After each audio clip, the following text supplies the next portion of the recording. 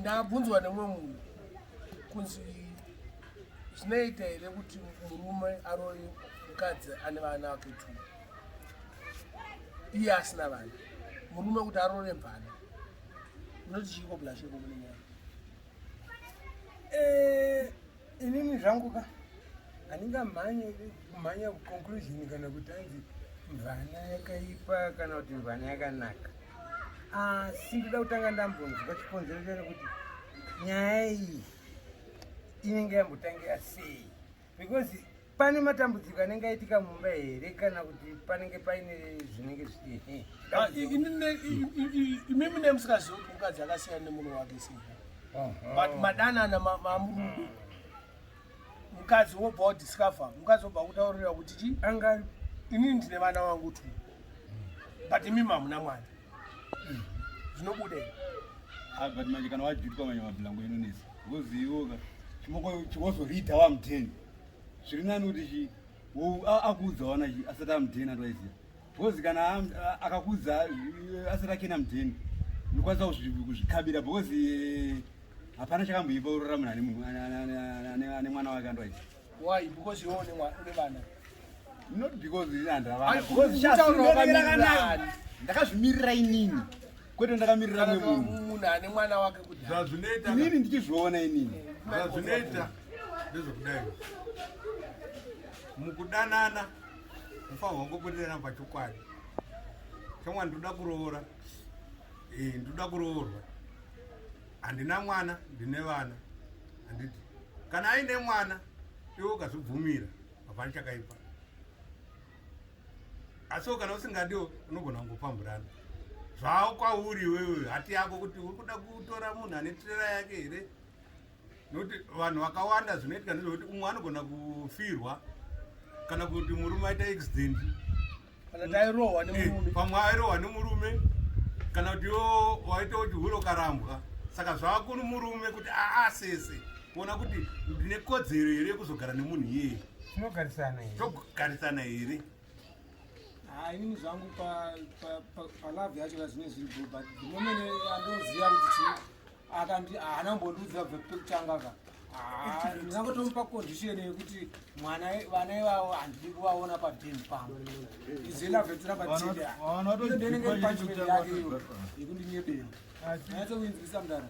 Punishment yake yekundinyebera ndeyekuti vana vako handidi kuvaonawo chii. Aiwa anenge asina kukunyebera because unoziva kuti unogona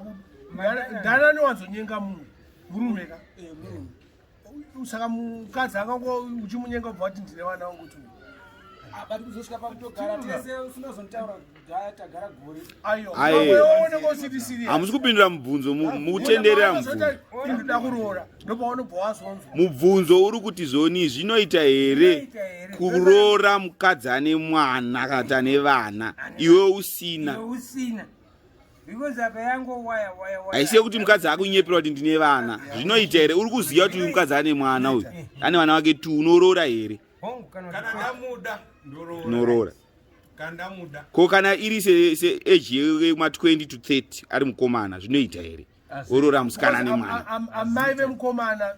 I don't think they will accept mwana wavo ane 22 years kana 23 years kuti mwana uye aroore chi musikana ane vana vake 2 ane 23 years. But amai apa vanenge vapfuurira boundary because havangandiudze zvekuita munogona kudanana henyuka imimi muchiwirirana nemukadzi wako nemusikana wako toziva because palavhu paya makadanana mawirirana maziyana kana kuti ese masecrets iya mawirirana, asi kumba uku ndoda kututsirakumba wekumba chaivo chaivo vanokudedzera kuti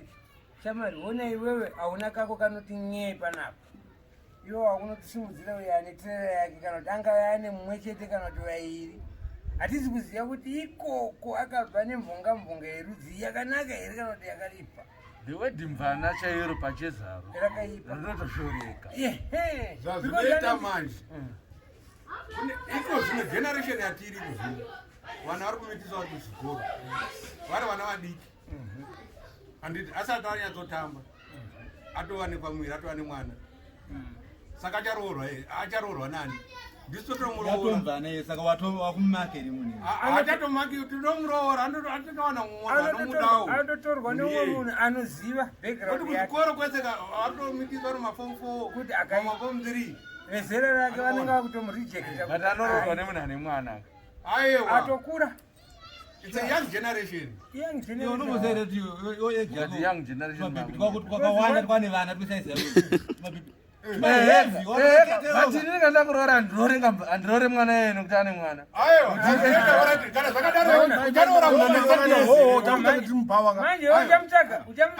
ane 30 years here asina mwana tongoti ana mwana ane 30 years chamuroora uchisiya uyo ane 16 ane mwana anotaura kuti paage yangu kuna vanhu vasina vana hakusisina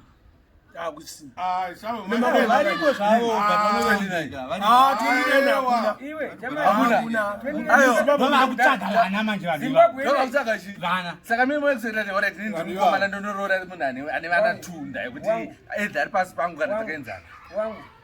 ina handiite orit kupedza nharoka inini ndotsvaga kari pasi pangu kana ka 19 kana ka 18 ndoroora yakakasina mwana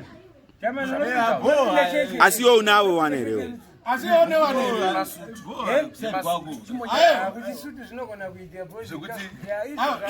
iye ana mwana here hauna mwana here ndoponde nenda kuti ndipinde aiwa ikona hauna mwana here ndinai saka iye horati mukadzi wako udadarogwenani kana wamuramba iwe ayo handisombomuramba kanotane